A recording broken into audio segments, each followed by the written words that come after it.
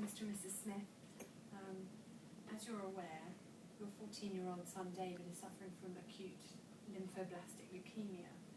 This is a form of blood cancer that can spread quite quickly if it's not treated, and we'll need to treat it with chemotherapy and a stem cell donation from his younger brother Peter.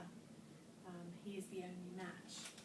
I brought my colleague Kaylee as a specialist bone marrow transplant nurse, and she can talk you through the procedures. We've got two different options. The first would be to take some bone marrow from Peter's hip bone. That would be done under general anaesthetic, and he would have to stay overnight.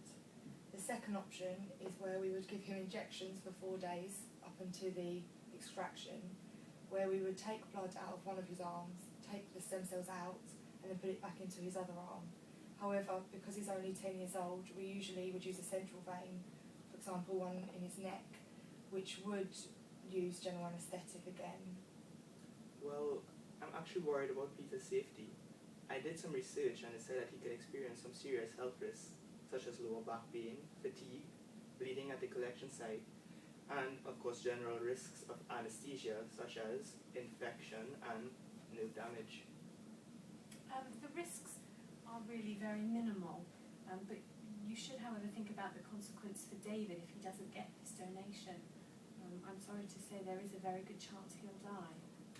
Well, we haven't really decided if we're to go through with this yet. Of course we have. What do you mean we haven't decided yet? You said yourself in the research that it would benefit Peter, knowing that he helped save his brother David, as it would all of us, David still being with us. Well, it would only benefit Peter if David survives.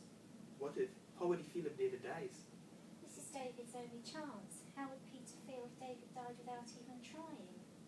I understand it's a really difficult decision, but you do both need to make the same decision, and we need to think about the best interest for both children. It is essential to ensure that Peter understands fully the situation that we are in. What do you expect a 10-year-old to understand? Do we tell him what the procedure involves? Do we tell him that David may not survive? I just don't know what to do. Is it our decision or is it his?